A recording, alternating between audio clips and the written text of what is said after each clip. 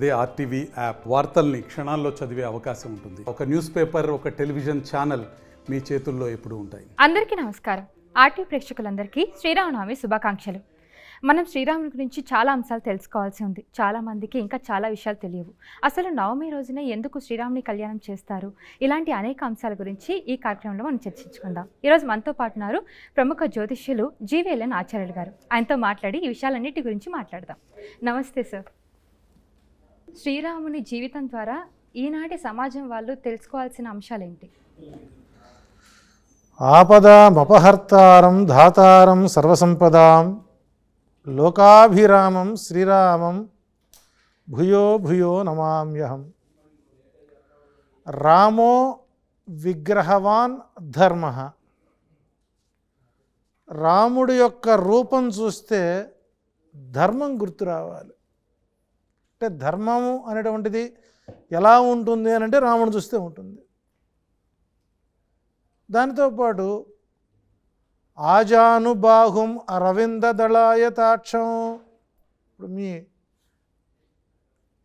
నేత్ర సౌందర్యం ఎలా ఉందో రాముని కళ్ళు కూడా అలాగే ఉంటాయి. అరవింద దళాయదాక్షం అంటే ఇక్కడ రామ అంటే చాలు మోక్షం వచ్చినట్లే అన్నారు. రాముడిని చూస్తే, విగ్రహం చూస్తే ధర్మం గుర్తొస్తుంది. రాముని యొక్క రూప సౌందర్యాన్ని చూస్తే జ్ఞానం కలుగుతుంది. రామ అంటే మోక్షం వస్తుంది. మరికొంతమంది పెద్దలు ఏం చెప్పారంటే రామో పూర్వభాషిణ అన్నారు. మనం రాముడి దగ్గరికి వెళ్ళామనుకోండి, మనం పలకరించే లోపే బాగున్నారా, ఎప్పుడొచ్చారు, అంతా బాగుందా అంటే ఇక మనం అడగాల్సింది అడగనివ్వకుండా తనకు తానే ముందుగా పరిచయం చేసుకునేటువంటి స్వభావము ఉన్నటువంటి లక్షణము రాముడిది. ఓకే. కాబట్టి ఇక్కడ రాముడు అనేటువంటి పదాన్ని ఒక రోజులో చెప్పుకోవచ్చు, ఒక సెకండ్లో చెప్పుకోవచ్చు, కొన్ని సంవత్సరాల పాటు రాముని యొక్క వైభవాన్ని చెప్పుకోవాలి అని అంటే అది పెద్ద సముద్రాన్ని దాటినంతటి గొప్ప విశేషాలు ఉంటాయి. తండ్రి మాటను చెప్పినట్లు ఎలా వినాలి. రాముడిని ఇప్పటికిప్పుడు నీవు అరణ్యానికి వెళ్ళిపోవాలి అన్నాడు.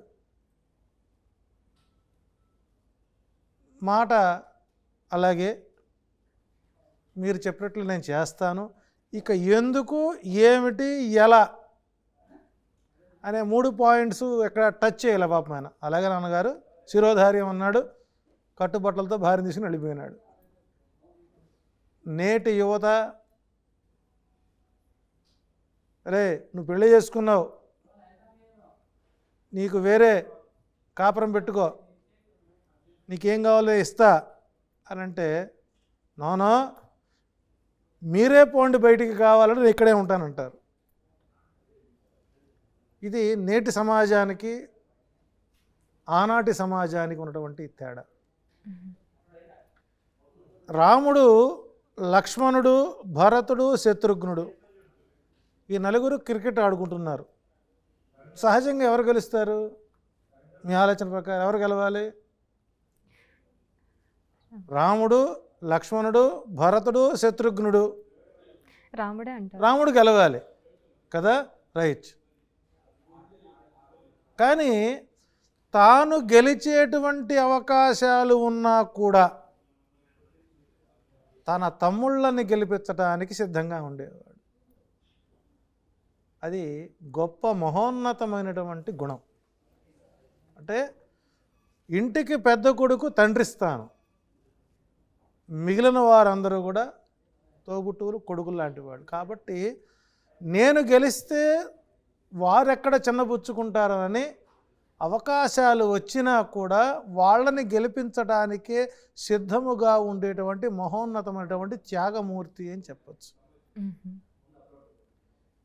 ఇంకో అంశం తీసుకున్నప్పుడు రామునికి 14 సంవత్సరాల వయసు, అంటే మన కాలమానం ప్రకారం 14 ఏళ్ళు అంటే అప్పుడు ఆయన వయసు 14,000 సంవత్సరాల వయస్సులో ఒక రోజున అయోధ్యలో కూర్చొని కాస్త మొహం ఏదో కాస్త లోన్లీగా ఫీల్ అవుతున్నాడు. ఆ లోన్లీగా ఫీల్ అవుతున్నప్పుడు వశిష్ఠుడిని పిలిచి, రాముడు ఎందుకో లోన్లీగా ఉంటున్నాడు, ఒంటరిగా ఉంటున్నాడు, అసలు ఏంటో కనుక్కో అని పంపించారు. అప్పుడు రాముడు చెప్పాట, నాకు 14,000 సంవత్సరాలు వయసు వచ్చిందంటే మన కాలం 14 సంవత్సరాలు వయసు వచ్చింది, నాకు ఈ అయోధ్య నగరము యొక్క కోట గుమ్మాలు తప్ప కోట అవతల ఏముందో నాకు తెలియదు అన్నాడు. అందుకే 8 సంవత్సరాల వరకు పిల్లవాడిని యువరాజులా పెంచాలి అన్నారు తల్లిదండ్రులు. 8 సంవత్సరాల నుంచి 14 సంవత్సరాల వరకు కటిక మానసిగా చూడాలి అన్నారు. 14 సంవత్సరాల తర్వాత 25 ఏళ్ల వరకు స్నేహితుడిగా చూడాలి అన్నాడు. పిల్లల్ని పెంచే విధానం ఇది. వెంటనే వశిష్ఠుడిని పిలిపించి, రాముడు విదేశాలకు వెళ్ళడానికి అంటే ఇతరితర రాజ్యాలు చూడటం కోసం ఏర్పాట్లు చేయమని చెప్పి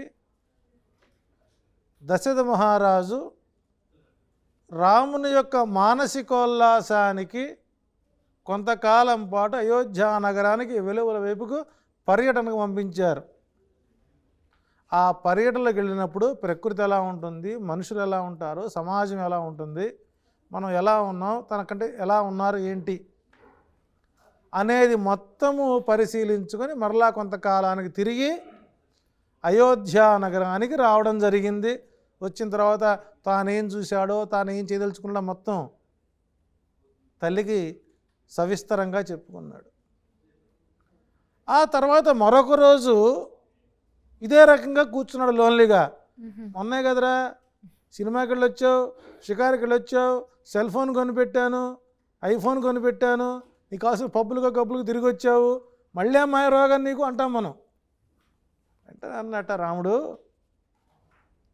నాన్నగారు 14 సంవత్సరాల వయసు వృధా అయిపోయింది, నేనే కనుక మొదటి నుంచి కనుక అయోధ్య నగరం అవతల ఒడ్డును కనుక తిరిగి చూసినట్లయితే నేను ఎంతో గొప్ప ప్రక్రియలు చేయాల్సిన పరిస్థితి ఏర్పడేది. అంటే ఇక్కడ తండ్రి దగ్గర ఎలా ఉండాలో, తండ్రి మాటను ఎలా దాటకూడదో, తండ్రి యొక్క మనోభావాలను ఎలా గౌరవించాలో రాముడి దగ్గర నుంచి ఈనాటి పెద్ద కుమారులు తెలుసుకోవాల్సిన అంశాలు. ఇంటికి పెద్దవాడు తెలుసుకోవాలి. కాబట్టి ఆయన జీవితంలో భగవంతుడిగా పుట్టినవాడు సాధారణ మనిషిగా ఒక కుటుంబ బంధాలు బాంధవ్యాలని ఎలా నెరవేర్చుకోవాలో, ఒక గృహస్థుడిగా తానేం చేయాలో, ఒక రాజుగా తానేం చేయగలడో, ధర్మానికి ఎలా ప్రవర్తించాలో, అధర్మాన్ని ఎలా ఎదుర్కోవాలో అనేటువంటిది రాముడు మానవ రూపంలో త్రేతాయుగంలో సంచరించిన వాడై ఒక మహోన్నతమైనటువంటి శక్తిగా ఈ రోజున కలియుగానికి ఆరాధ్య దైవంగా ఆయన ఎదిగాడు. అంటే ఆయన జీవితంలో తెలుసుకోవాల్సిన అంశాలు చాలా ఉన్నాయి. అది మనం ఒక రోజు ఒక గంటలో చెప్పేటువంటిది కాదు. మరిన్ని వీడియోస్ కోసం ఛానల్ ని సబ్స్క్రైబ్ చేయండి, లేటెస్ట్ అప్డేట్స్ కోసం వాట్సాప్ ఛానల్ ని ఫాలో చేయండి అండ్ లింక్ డిస్క్రిప్షన్ లో ఉంది.